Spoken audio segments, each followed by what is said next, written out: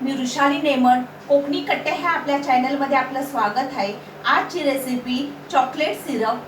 त्यासाठी लागणारं साहित्य इथे मी 8 चमचे साखर घेतली आहे, 4 चमचे कोको पावडर, 3 चमचे मिल्क पावडर, इथे मी चॉकलेट इसेन्स घेतले।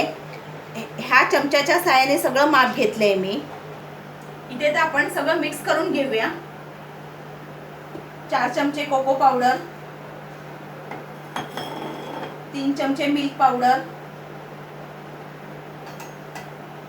8 चमचे साखर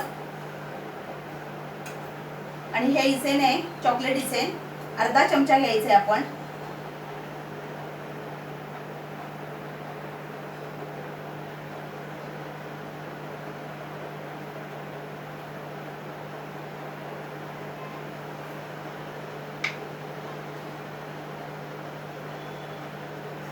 हे बघा अर्धा चमचा घ्यायचा आहे।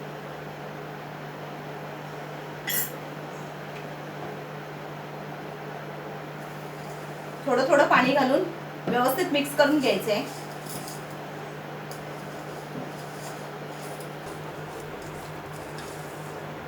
हे बघा असं थोडं थोडं पाणी घालून मिक्स करायचे।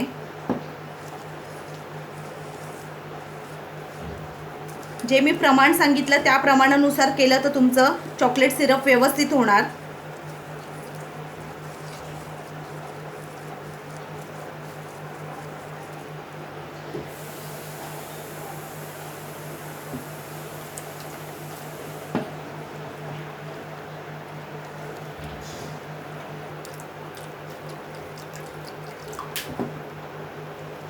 हे बघा आता आपलं व्यवस्थित मिक्स करून झालंय।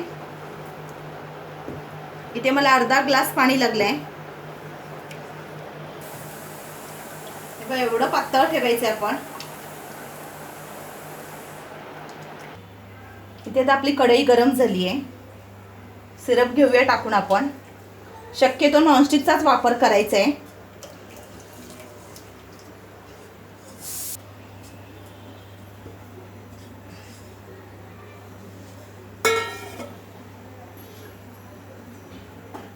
बारीक गॅसवर 10 मिनिटं ढवळत राहायचं आपण।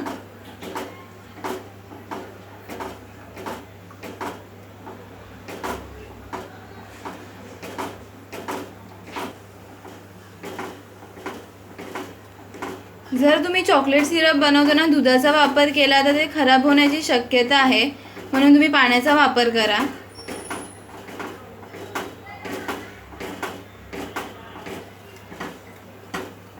हे चॉकलेट सिरप आपण केकसाठी, आईस्क्रीमसाठी वापरू शकतो।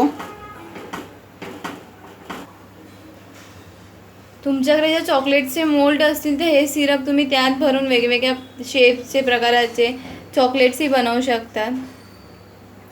आणि जर तुम्ही चांगल्या ब्रँडची कोको पावडर वापरली तर मार्केटमध्ये जसे चॉकलेट सिरप भेटतात त्याच्यासारखंच याची टेस्ट लागणार।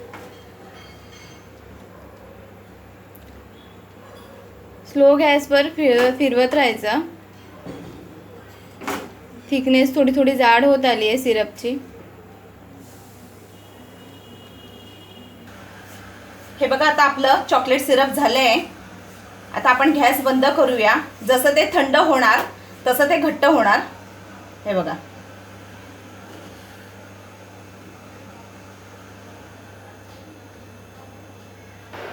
आजची रेसिपी आवडली असेल तर व्हिडिओला लाईक करा, सबस्क्राईब करा। हे बघा आता आपलं सिरप थंड झाल्यावर इतकं घट्ट झालंय।